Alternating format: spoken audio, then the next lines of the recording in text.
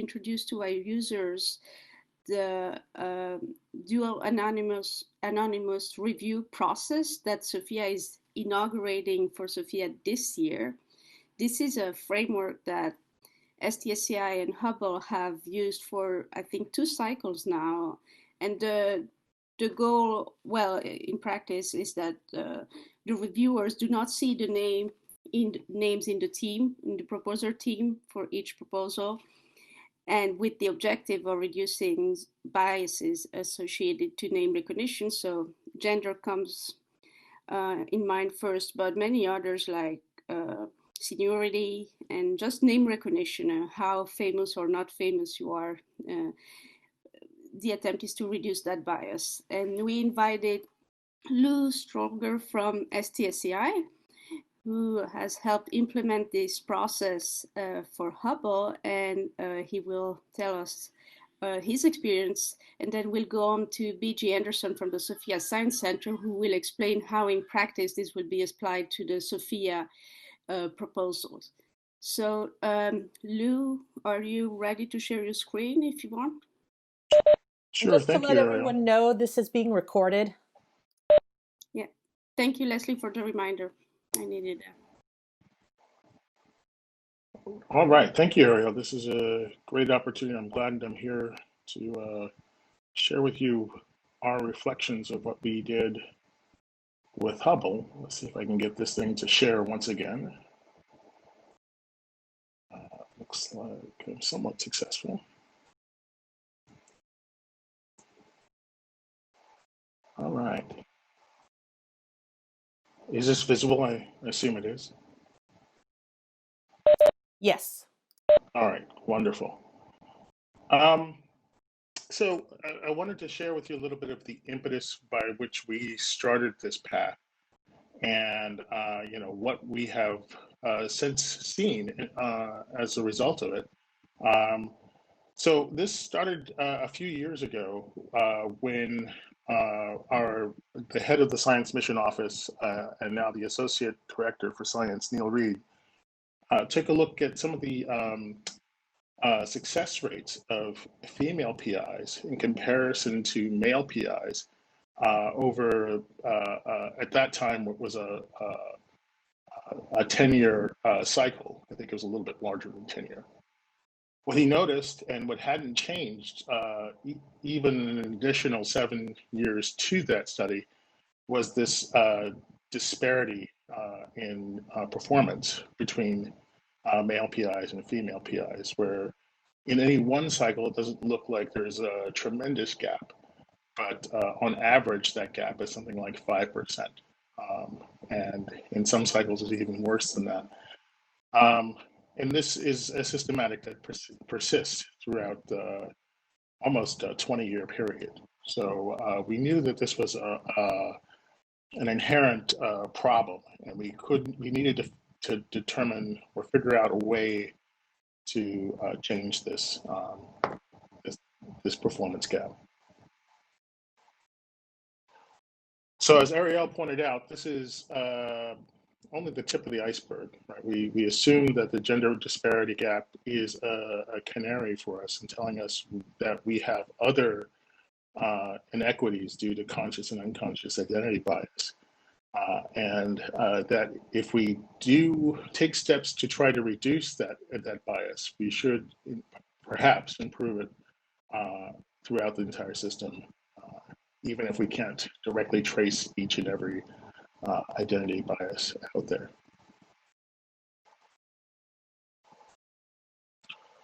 So this began a sort of progressive set of steps toward an anonymous review. Sometime in 2014, we removed investigator information from the cover page, and then in the following year moved to an alphabetized list of investigators, where the principal investigator was not directly identified. And not in either of those, neither seemed to really affect the outcome, as we saw on the previous slide. There didn't seem to be a tremendous shift in the impact of having that investigative information pushed at the reviewers just the knowing the investigators seemed to be a problem.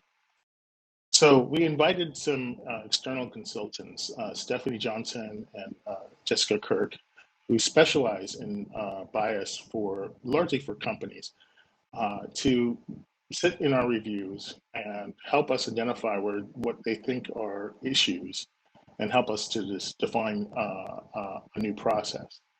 Their immediate feedback was that we needed to adopt an anonymous process, and that the discussion of the PIs, the discussion of who was leading this proposal, was too much a forefront in the discussions themselves. It seems like it was too much a focus of the discussion of the success of the proposals. So in 2017, we constituted a working group, which I chaired, and we explored various options for how we do an anonymous process, and came up with a process which is largely the same as which I think SOFIA will be adopting. And we explored some of this with the community, which I'll talk about in the next slide. But since 2017, which was essentially cycle 26, 2018, which was cycle 26, we have instituted this dual anonymous process, and it seems to be working well. So many of you probably have your own impressions of how, what an anonymous process is and whether or not you feel that it actually will be impactful, et cetera. I believe that most of your thoughts and feelings on this are no different from the rest of the community at the time in which we decided to announce this. We asked for feedback from the community, and we got mixed results, where essentially half of the community was for the proposed change and the other half was essentially against it. There was notable seniority and gender differences in the responses, which was somewhat expected. You can see that those who were mostly against it were largely male, and those who were largely for this were largely relatively young, new PhDs since around 2000 or so. But all the comments against the idea focus largely on the responsibility of use. How do we ensure that teams are competent to carry out what they propose to do? So in our process, we built in a team expertise and background review at the end of this proposed scientific ranking. What we learned after cycle 26, and it's continued through the today, which we just finished cycle 28 a couple months ago, is that most TAC members, most panelists, decided that they had enough information from the proposal itself to judge the competency of the proposers.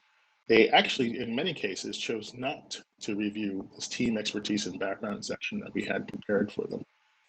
It's still a part of our review, but many have chosen not to look at it. And since then, the feedback has largely been strong. Most panelists see very little difference in the type or style of review that we're doing now in comparison to the proposal reviews of the past. The only big change has been that they tend not to talk about the proposers themselves. And in general, the feedback has been in favor of this change.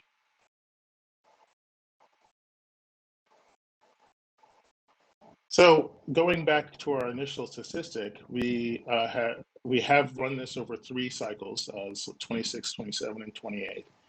And in that first cycle, we saw the gender disparity flip. The male PIs were doing slightly worse than the female PIs, but since then the flip has gone back. But that's sort of what you expect in a randomized process for these things go back and forth. What's most important is that gap has shrunk significantly from 5% to only a 1% gap. And we expect that this will continue forward. Speaking also of sort of collateral benefits of this, as I said, it's a little hard to get at what's at the bottom of this iceberg when we don't ask directly demographic information from our proposers. But we do know that the fraction of proposals that have been submitted by female PIs has grown steadily. It's now at about the 30% mark or so. And really impressively, the number of PIs who were awarded time their very first time in these last few cycles has grown significantly. In the previous cycles, that number is something like a dozen, maybe at most a couple dozen. In cycle 27, the year after we implemented this, and just this last year, that number of new PIs has significantly rose to the 50 mark, and maybe continue to increase as time goes on. So we're really excited about these, the opportunity to keep the science that we're doing new and highly motivated by young investigators. That speaks to the longevity of our facility. I won't go too much into depth here. This is just showing that demographics are fairly good in terms of where the proposals are coming from. We haven't really noticed a stark uptick in proposals from regions that we haven't received them thus far. But we'll keep hoping. On a global sense, it looks very much like this. It's almost exactly what we expect given our partnerships with ESA and the CSA. So we see a potential for something that we can continue to track to see if things are improving or enticing new people to propose. So I'll just conclude with that. Our dual anonymous review appears to be working. It is indeed showing it is reducing the gap in gender bias, and it seems to also be enticing new proposers. There are other things that we can work on, which I won't go too much in depth here, but that could help to reduce bias, including using machine learning and using tools to help, or producing tools to help proposers craft proposals anonymously.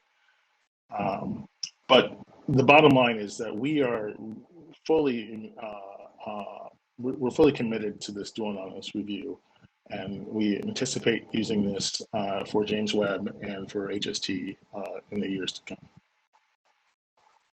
And with that, I'll take any questions. Thank you very much, Lou. Any question for Lou? You can unmute yourselves or send them to the chat. Should note, I can't see anything in the chat, so if that's right. That's right. I'll repeat them for you. Well, thank you. I'll just start now.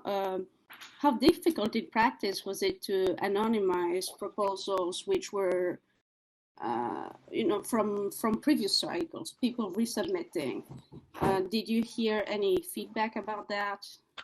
Yes, and the feedback has also been positive. It was not onerous. It did require a little bit of effort. It's not something that you can just hit a button on and go. You do have to think through the wording, and we provided some guidelines in our call for proposals as to how you word things in terms of thinking in terms of the third person, do not claim ownership of past efforts or past work, etc.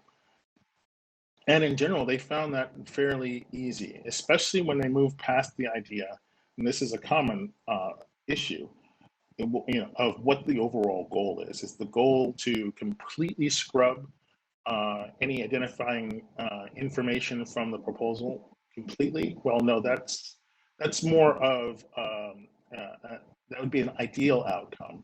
And we realize that, at least in our reviews, that is not necessarily something that is achievable for everybody. But we also realize that the goal of this anonymization is simply to have a review process in which the reviewers will not focus on the proposers themselves, and not having a direct indication of who the proposers are really helps that along. As long as there is a shadow of doubt as to who's proposing, that doubt can be allowed to seed and not mire the discussion itself. So to go back to the answer to your question. Our proposers did not find it very difficult. Those who um, did take the effort to do it. There were a few cases of people who did not choose to follow directions, but only literally maybe less than a handful in the 3,000 proposals we received in the last 3 years. Okay, well, that's reassuring. Questions for Lou? Yeah, this is Tom Rowley. We actually had a couple of questions. These numbers are quite impressive, especially the numbers of new female proposals. I was curious, couldn't quite figure out from your statistics if you normalize that at all to the number of new females in the field. I imagine that actually it's probably chart 7 I was looking at here. Because there's this one. Yeah. This one here. Number of Okay, I should say fraction of proposals submitted by female PIs in the left there. So that's up very nicely. I was just kind of curious if that was normalized in some sense to the number of fraction in the self. So in other words, it's hard. I don't think that it's going up that fast in the number in the field. So this is probably working, but I was curious if you had done that normalization as well. So we haven't done that normalization. It is this is just the fraction, the raw fraction of overall submitted proposals. So you can think of it as female over female plus male proposals. Right. It would be interesting to sort of see how this compares to the growth in, because it turns out I happen to know the growth in PhDs produced per year, and it's roughly the same fraction, 5.5% per year. So okay. That's interesting. Good point. So actually, these numbers going up like this may be more of a function of the increasing number of women in the field as a result, we're seeing a higher percentage of proposals as well. So, okay. My second question actually had to do with another type of diversity, and that's diversity of institutions. Sometimes people look and say, oh, this is from Harvard, slam dunk. They know what they're doing. This one's from Utah State. I'm getting cast a jaundiced eye on this one. Have you, other than the map of the states that you had there, have you looked at any biases in institutional? Yes and no. So we have investigated ways to do this. And of course, in our process, we don't, since the names are not there, the institutions are not there as well. So they don't know from what group or where these proposals are coming from. That's one. Okay. I had not realized that. Okay, I had not realized that. I thought that they were just PI COI number 1, COI number 2, or whatever, but they still said that they are all from MIT or whatever. So, but you say that's right. It's so the institutions are anonymized as well. Okay, thank you. So there's no information there. In fact, the reviewers don't know a priori how many PIs are contributing to this or COIs. So there's no information on the investigators whatsoever. But to answer the second part of your question, I think we are tracking demographics of institutions, and we have seen some new institutions that we haven't seen in the past, mostly from European countries. And that's great. We're getting some growth, but it's not necessarily, I would say, a tremendous thing, something that we're yet ready to point to. As you can still see, the tall poles are largely at the institutions where you expect them to be. You can see Harvard, you can see, for us, Space Telescope is a tall pole, UT Austin is a tall pole, Arizona, and of course, anything in the UC system. So, that we're not trying to discourage that in any way. We're just hoping to broaden the field. Yeah. Thank you. No problem. Thank you, Tom. Other questions? Yeah, I have a question. This is Bernhard Schulz here. Well, first of all, I think this is very interesting and I think also very encouraging. Thanks for the presentation. You mentioned that the number of first-time awardees has also gone up, but you're giving these numbers only in absolute terms here. What does this mean in terms of percentage? Can you say that? I don't have that right off on the top of my head. I can say that we award something like 200. It's usually between 150 and 200 programs per year. Now, those are not necessarily distinct PIs, right? There could be one or two proposals won by a single PI or a single group. But that gives you a sense of the flavor. I mean, if you're talking about a third to a quarter of these being new PIs, that's pretty impressive. It is, yeah. Thanks. As a follow-up of that question, when you see an increase of new PIs, I don't know if you can quantify this, but have you seen an increase of questions to the support teams to the Space Telescope to ask for documentation or asking about how to deal with the data? Because it's a new PI, I guess it's the first, maybe the first time that they use this kind of data.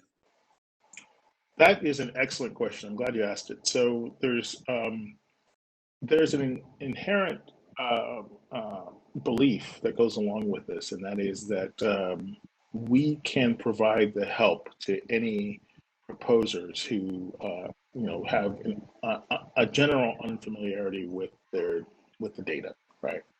As long as the data set is not particularly hard or particularly difficult to analyze, we think we can help provide them science-ready data products with the breadth of scientific support that we have here.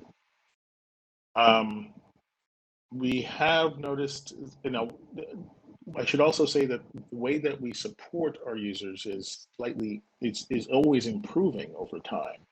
And now we have this help desk system, which I think has enticed more people to ask us questions. Where it's a completely online form, it gets farmed out to the different support teams, and users can typically get a response within 24 hours of their questions. So, and we have a pretty good database of these questions as well. So I think, yes, indeed, I think we see an uptick, maybe because it's due to our improved customer relations, if you will.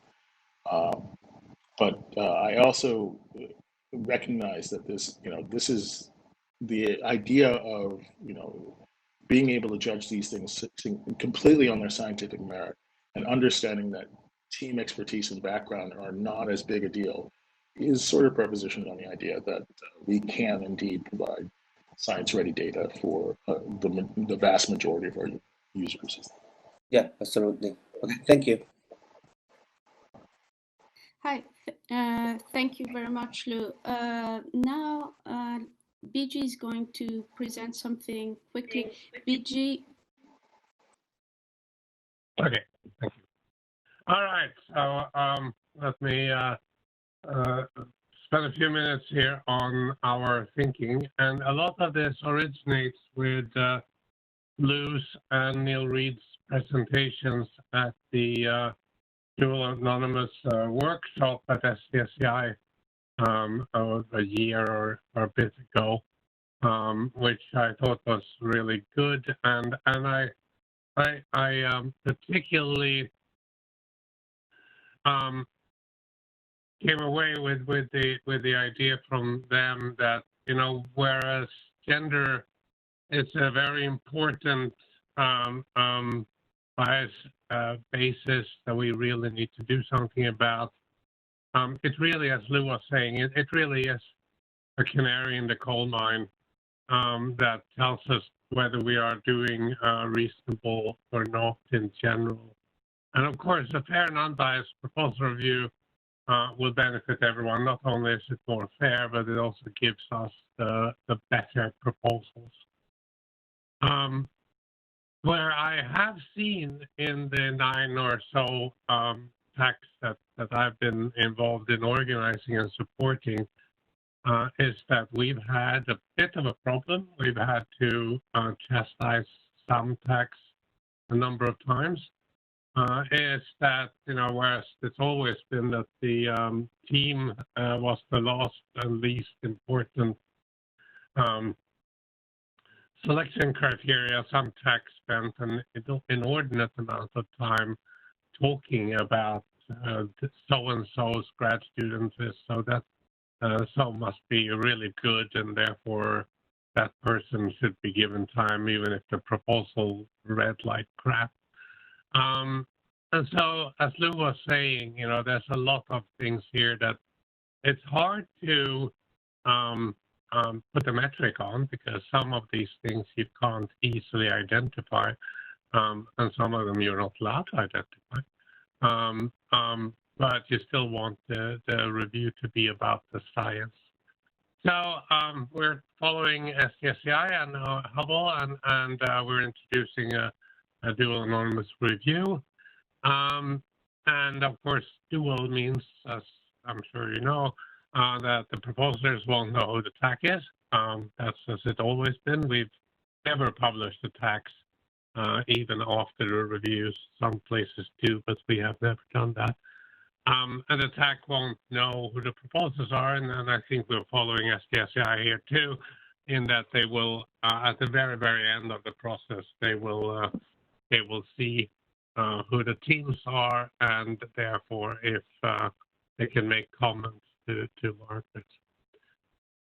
Let's see if I can actually. Okay. So what our process is going to be is that the proposal will now be submitted in more parts than before. Specifically, there will be 2 PDF uploads instead of 1 in previous cycles. And I will show you in a second how that looks at the use spot. So initially, what we have done then in the back end of UseBot is we generate 2 proposals for each proposal, a proposal document. One which contains the science justification, the AORs, the feasibility, etc. And then a complete one, which will look like the ones you submitted in previous years. And that the TAC will see once they've handed in their final science scores. So apart from this sort of automatic aspect of the proposal, which UseBot manages for us, there are a couple of things that which is as Lou was talking about, we need the proposers to anonymize their proposal text. And we will be looking at this. We will be looking and asking the TAC whether the proposal did it. And a blatant disregard will lead to proposal rejection. But as Lou was saying, and as Neil has stated in public before, we're not trying for you to hide yourself, just not to try to show who you are. And of course, I think that because this is the first year we're trying to do it, we're going to have to acknowledge that we're all learning. But again, so it's a distinction between fully hiding who it is and then not making it obvious who you are, and blatant versus accidental disclosure. And I can't remember was Lou or Neil that said that at the workshop at SDSCI, but it is sort of promising to note that what their experience, at least a couple of first times, was that most of the time when the TAC said, "Oh yeah, we know who this is," even if they anonymized, we can tell who this proposal is from. somewhere between many and most of the times, it turns out that that guess was wrong. So people are successful in doing it. So here's the key change in the use spot. There are some other changes as well this year, but I'm going to skip those for some other time since we're talking about the DAR. So instead of having one PDF that you upload, you now upload 2 different PDRs, and that's described in the call for proposal and in the documentation for use. So USpot then generates 2 different proposal files. Now I should say, let's see if I can go back here. No, when you, I don't know, can you see my cursor?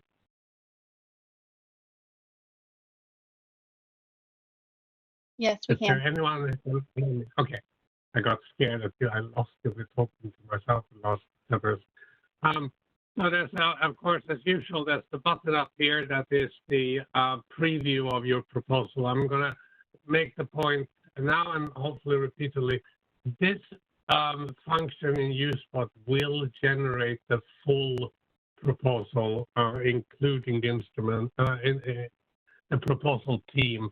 So you won't see this version that the USpot generates, but what you will see is the your own science PDF attachment, and that is effectively what this is, with the minor addition that the what we call the TAC proposal has the proposal title and the abstract.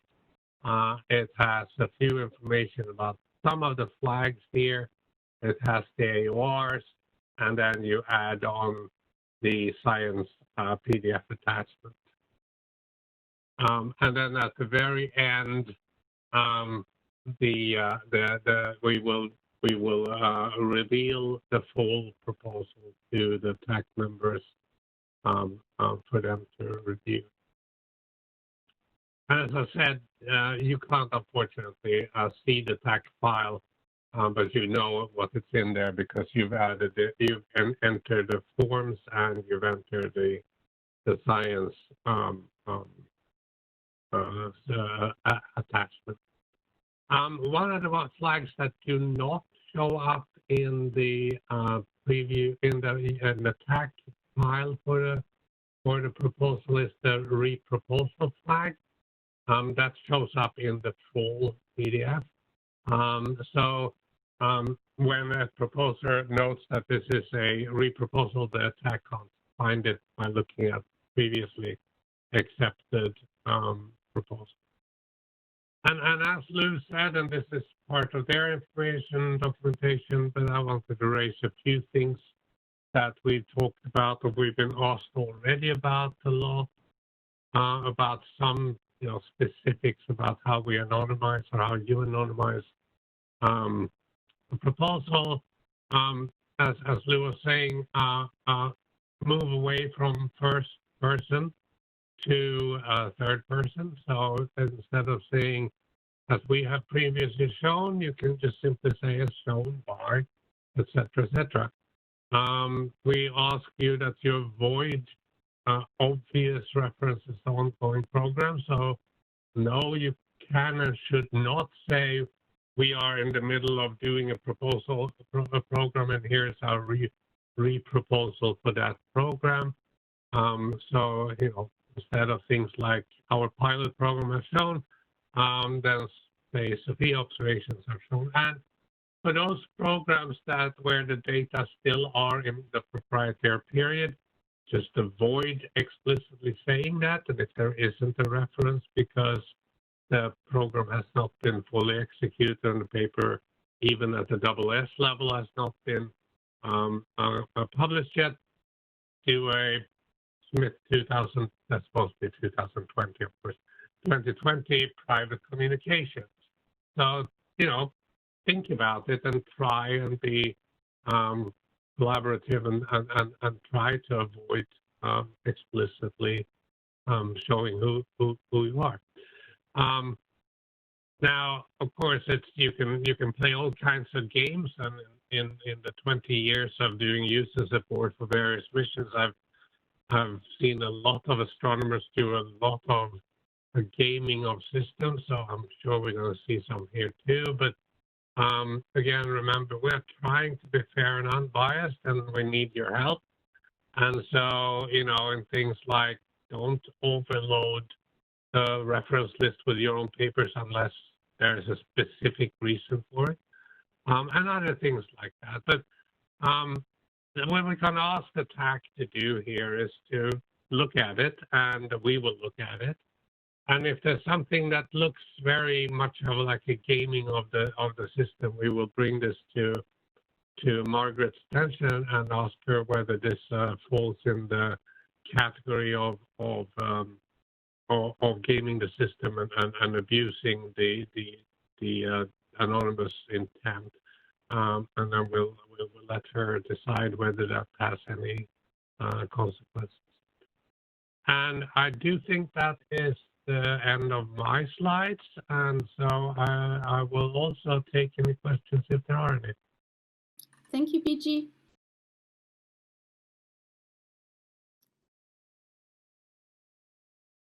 BG, just wanted to make a clarification. This requirement of having anonymized science and technical justification, that only applies to the US queue, right? Not the Germany one.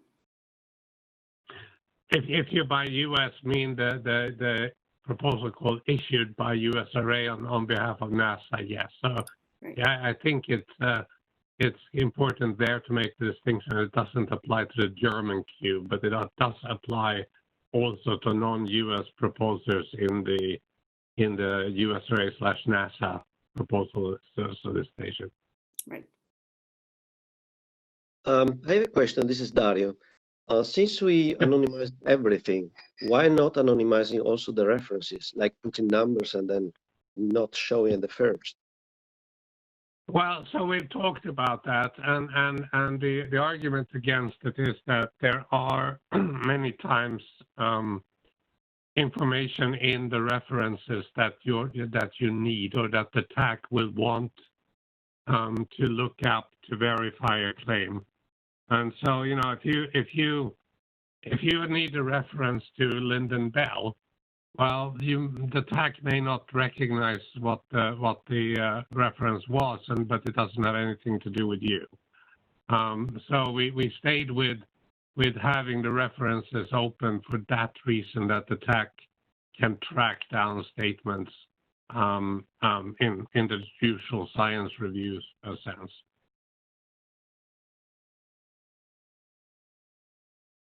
More questions for BG or Lou?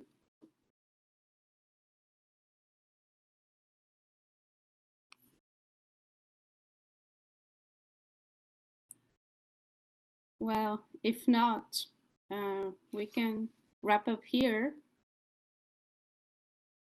Thank you very much, Lou, for giving us the presentation. Really appreciate it. And thanks, BG, of course. Thank you. Thanks, Lou. And thank you. Best to Neil for his effort too. Yeah, I will. I'll pass it on.